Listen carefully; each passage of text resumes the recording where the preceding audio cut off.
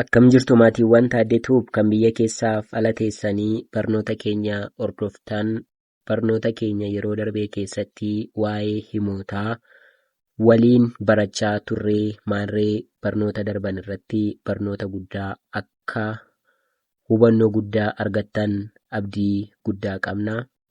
Ammallee kan isinirraa eegamu warra maatii keenya hin taaneef yuutuubii keenya sheer gochuudhaan bira akka nuuf qaqqabsiistan akkasumas immoo warri yuutuubiin keenya isin bira ga'ee maatii keenya ta'aatii sabskiraayib gochuu hin dagatinaa. Sabskiraayib gochuun maaliif isin fayyada?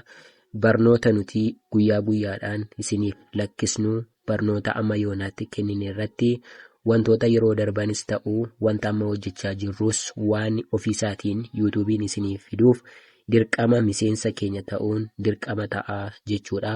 Kunis maaliif jenneeti namoonni akka carraa barnoota hin argatiin karaa salphaa ta'eenii barnoota kana akka barataniif kan tajaajiludha.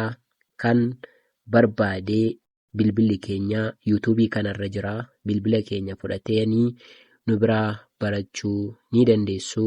Yoo ta'uu dide immoo yuutuubii nuti isiniif hojjennu kana kutaa jalqabaa qubee afaan Oromoo irraa kaastanii amma yoonaatti kan waliin barannee ilaaltanii bakkuma teessan teessanii daqiiqaa murtaa'eedha gaggabaabaa waan ta'eef barnoota nuti isiniif laannu kana hordofaa isiniin jenna. Kanaaf Taaddeentuu barnoota isaa qubee afaan Oromoo irraa kaasee hamma yeroo kanaatti kana jechuun barnoota afaan Oromoo keessatti maaltu barbaachisaa? Namni tokko afaan Oromoo kanaa barreessuu kan danda'u yoo maal beekee barnoota kanaa baratee waan afaaniin dubbatee harkaan akkamittiin akka barreessuuf kan deeggarudha jechuudha. Kanaaf immoo yuutuubii keenya irratti barnoota waliin dabarsine keessatti qubee barannee turree qubee afaan Oromoo garee gurguddaa sadiitti qoonnee turree isaanis qubee dubbifamaa, qubee dubbachiiftuu fi qubee dachaa jennee bakka gurguddaa sadiitti qoonnee akkasumas dubbifamaan maal akka ta'ee fi dubbachiiftuun maal akka ta'e eenyu akka ta'an akkasumallee qubeen dachaa maal akka ta'ee fi akkasumas baay'inni isaa meeqadha? Qubeen dubbachiiftuu meeqaa? Qubeen dubbifamaa meeqaa? Qubeen dachaallee meeqaa? Ka jedhu viidiyoo kutaa jalqabaa irratti isinii hojjennee turre. Maal kana qofaree qubee kana immoo bifa lamaanillee ilaallee turre. Kana jechuun qubee guddaan isa kamii? Qubee xiqqaan isa kamii? Ka jedhu waliin barannee turre. Irra dabarree immoo qubeema sana immoo walitti finnee sagalee uumaa turree sagalee sana immoo walitti finnee jecha uumaa turree garee jechootaa gaafa dhufnu immoo jecha akkamiitu jiru? Maaltu barbaachisa afaan Oromoo keessatti? Jechoota akkamii? Gosoonni jechoota sanaa maali? Keessattiyyuu jecha sagalee gabaabaa, jecha sagalee dheeraa, jecha sagalee jabaa, jecha sagalee irra butaa, jecha sagalee dheeraa gabaabaa, jecha sagalee gabaabaa dheeraa akkasumas immoo jecha sagalee qubee dachaa qabanii fi hudhaa qaban waliin barannee turree.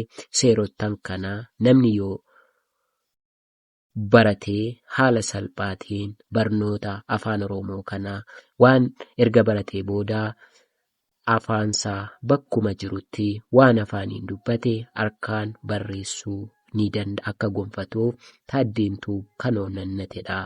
Akkasumas immoo jechoota kana barachuurra darbee immoo barnoota kana keessatti maaltu barbaachisaa ka jedhu barsiisaa ture. Keessattiyyuu mata duree guddaa sirna tuqaalee ka jedhu barattoota mana barnootaa baratan kutaa jalqabaatii kaasee amma mana barnootaa olaanootti.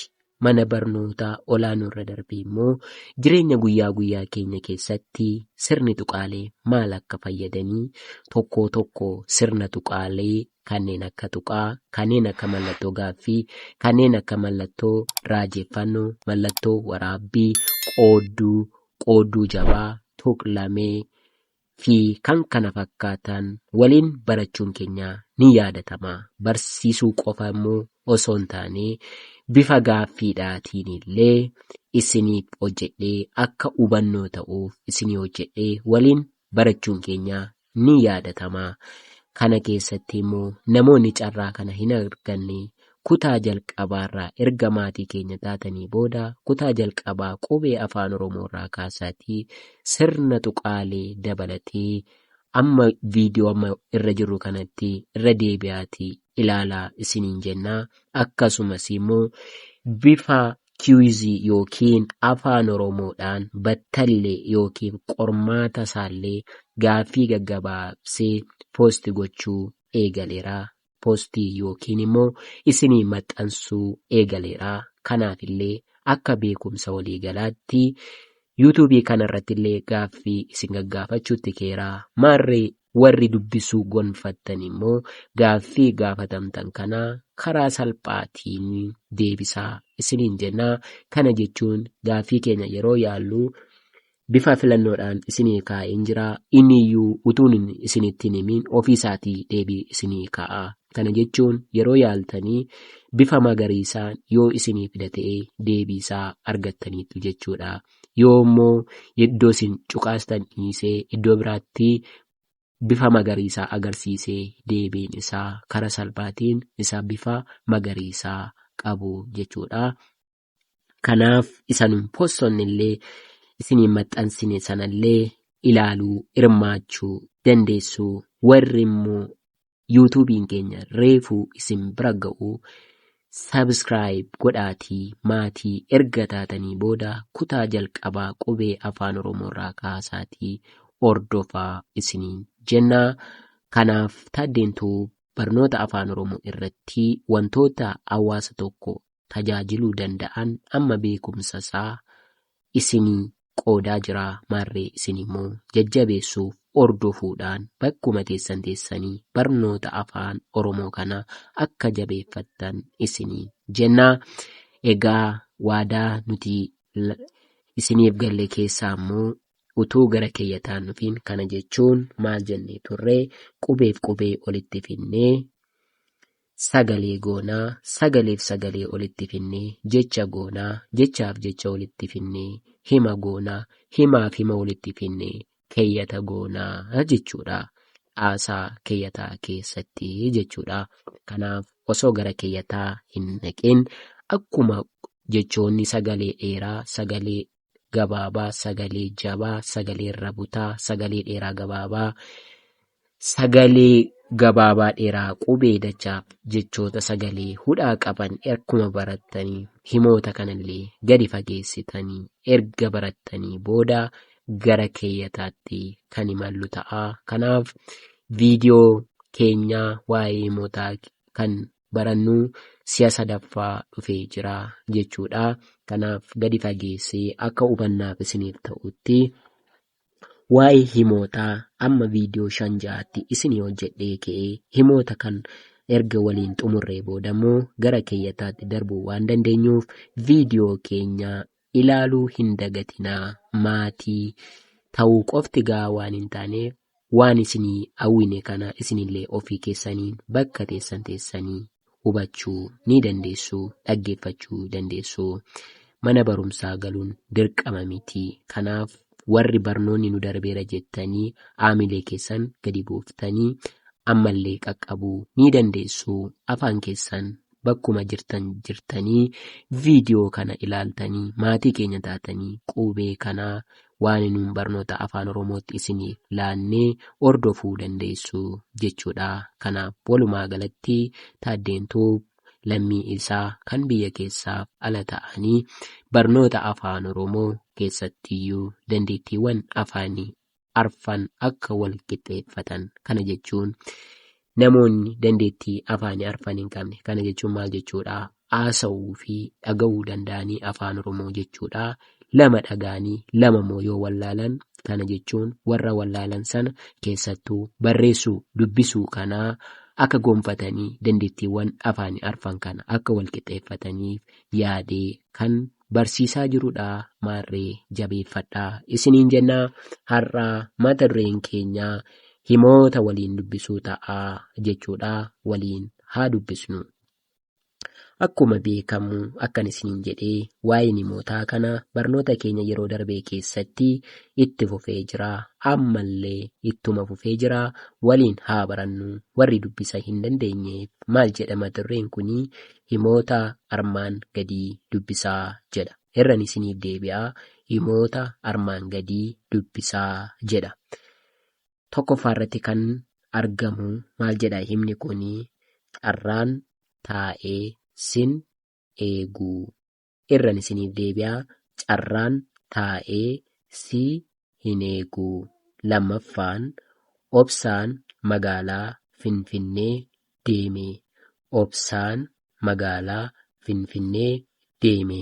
Inni sadaffaan bulchiinsa magaalaa Jimmaa. Bulchiinsa magaalaa Jimmaa jechuudha. Inni kun maalidhaa? Jecha otoo hin taane himadha jechuudha. Keeyyata jechuun immoo himoota kana sadan utuu walitti finneeti gara keeyyataatti deebisuu ni dandeenya. Utuu walitti daballee jechuudha. Kanaaf al tokkoon irra isiniif deebi'aa. Tokkoffaan maal jedhaa? Carraan taa'ee sin eeguu. Carraan taa'ee sin eeguu. Lammaffaan obsaan magaalaa Finfinnee deeme. Obsaan magaalaa Finfinnee deeme. Sadaffaan bulchiinsa magaalaa Jimmaa. Bulchiinsa magaalaa Jimmaa jedha.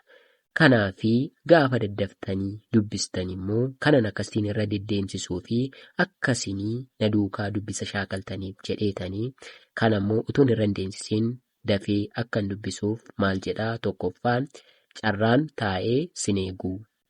Lammaffaan obsaan magaalaa Finfinnee deeme. Sadaffaan bulchiinsa magaalaa Jimmaa jedha himoonni kunii jechuudha. Isin immoo akka yaaltanii fi mee na duukaa annan callisaa isin immoo dubbisaa isiniin jedhaa. Gaaffii tokkoffaan akka jedhaa mee ilaalaa.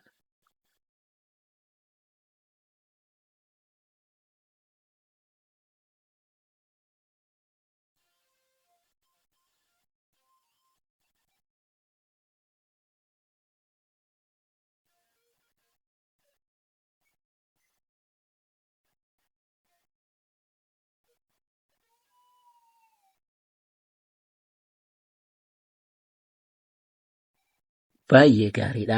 Maaliif ani isin jalaa callisaa? Akkasinii dubbisuu keessan dandeettii dubbisuu keessan cimsattaniif jedheetanii maarree isin fayyadaa. Barnoonni keenya ittuma fufee kan jirudha jechuudha.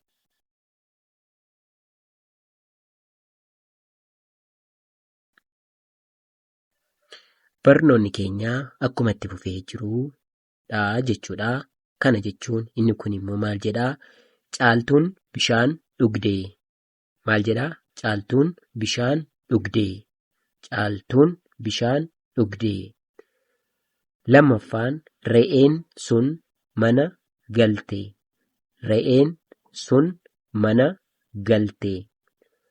Inni dhumaa mucaan sun damma jaallataa. Mucaan sun damma jaallataa jechuudha. Barattootaa himni gaafa barreeffamu maal eeggatee barreeffamaa? Sirna tuqaalee eeggatee barreeffamaa jechuudha. Fakkeenyaaf caaltuun bishaan dhugdee jedhu keessatti sirna tuqaalee keessaa maal fudhataa? Tuqaa fudhataa jechuudha. Kana jechuunii tuqaa maal fayyade? Tuqaan ilaa kunoo ishee kana. Tuqaan maalidha jennee? Yaada goolabame tokko ittiin xumuruudhaaf maal fayyadamna jennee? Sirna tuqaalee keessaa tuqaa fayyadamna jechuudha. Kanaafi waa'ee sirna tuqaaleellee gadi fageessee bifa gaaffiinis bifa ibsaatiinis isinii hojjedheen jira. Isinirraa kan eegamu ilaaluu qofadha waan ta'eefi viidiyoo darbanirraa irra deebi'aa hordofaa isiniin jedhaa. Kun immoo mee ilaalaa? Re'een sun mana galtee. Kuni sirna tuqaalee lama qaba. Isheen kun asitti maalidha jennee? Hudhaa jenne. Hudhaa jenne. Hudhaan maalidha jennee?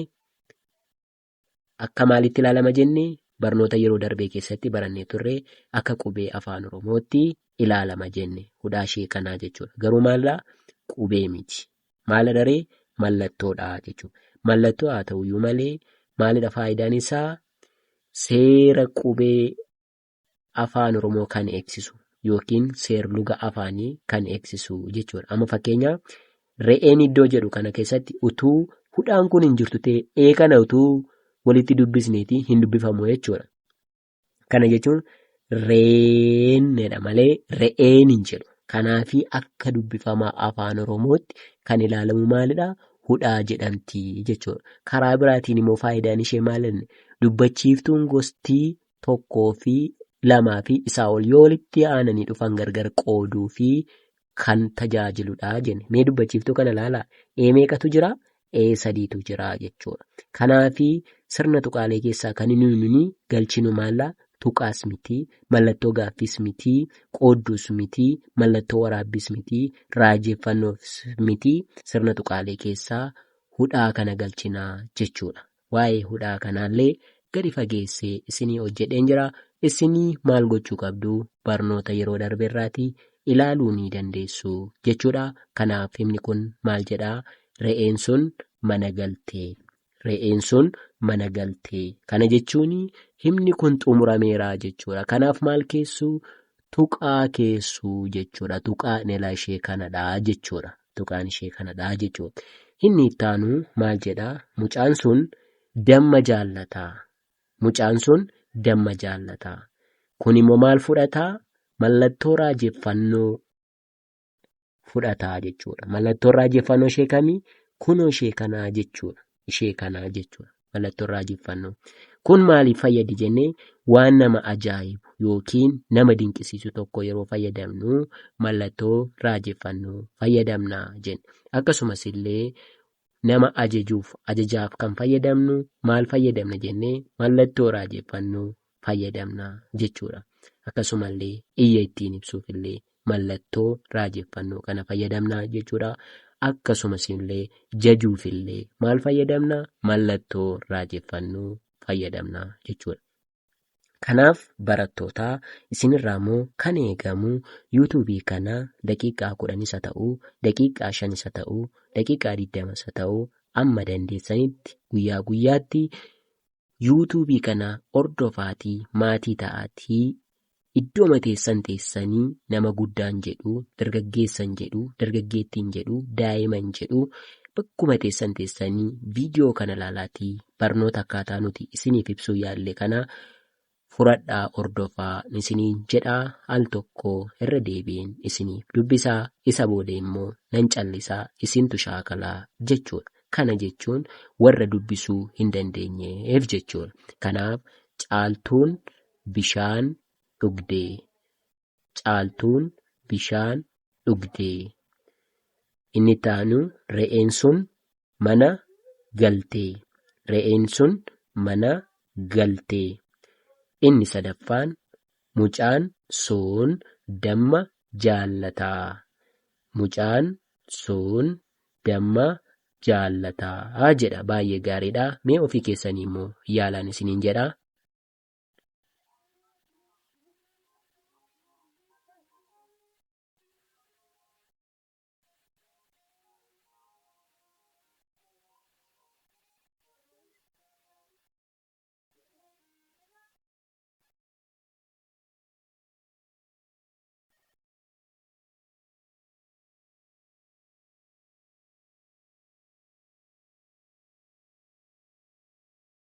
Baay'ee gaariidha.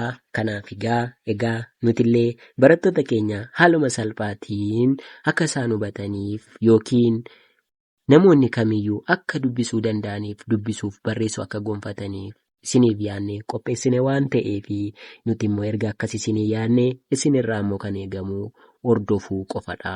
Akkasuma illee fakkeenyaaf re'een sun mana galtee jettanii utuu koomentii jalatti nuu barreessitanii kana barreessuuf ni rakkattu jechuudha. Kanaaf koomentii jalatti illee himuma asirra jiru kana koomentii jala irratti illee nuu barreessuu hin dagatinaa. Kana jechuun bilbilarraayyuu barreessuun isin rakkisaa jechuudha. Kanammoo dhugummaasaa mirkaneessaa. Sababni isaa bilbilli keenya afaan Ingiliffaa waan beekuuf amma utuu isin re'ee jettanii barreessitanii tole jedhee isiniif hin barreessu jechuudha. Kanaafillee bilbila irrattillee shaakaluuf yeroo dubbistaniif yeroo qo'attanii maal gochuu qabdu? Hima nuun ijaarru kana yuutuubii keenya jalaa koomentii jalatti nuuf barreessuu hin dagatinaa isiniin jennaa. Dandeettii barreessuu keessanii goonfadhaa, akkasumas illee dubbisuu keessan goonfadhaa isiniin jennaa. Barnoonni keenya har'aa waa'ee himoota dubbisuu ture. Himoota kanarratti barnoota guddaa akka barattan abdii guddaa qabnaa. Himni eessaa dhufe yoo jettanii qubeef qubeen sagalee ta'aa, sagaleef sagaleen jecha ta'aa, jechaaf jechi immoo hima ta'aa. Kanaaf immoo amma himarra geenyerraa gaafa hima xumurru immoo hima kanaaf hima kana walitti finnee keeyyata keenya jechuudha. Kanaafi barnoonni keenya har'aa waa'ee himootaa waan ta'eef barnoota itti aanuun illee waa'ee himaatiin kan walitti deebinu ta'a. Barnoota keenya har'aa asirratti kan goolabnu ta'a. Maarree isin immoo maatii keenya warra hin taaneef yuutuubii keenya sheer gochuudhaan bira nuuf qaqqabsiisaa. Warri isin bira ga'e immoo yuutuubii keenya hordofaa. Maatii ta'uu qofti gahaa waan hin taaneef barnoonni kun isin fayyada waan ta'eef amma dandeessanitti hordofaa isiniin jennaa. Barnoonni keenya har'aa kan asirratti goolabnu ta'a. Waan nu dhaggeeffattaniif fi obsaan waan nu duukaa turtaniif guddaa galatoomaa isiniin jennaa. Barnoota ittaanuun kan walitti deebinu ta'a. Agasitti iddoo gaarii nuuf turaa isiniin jennaa.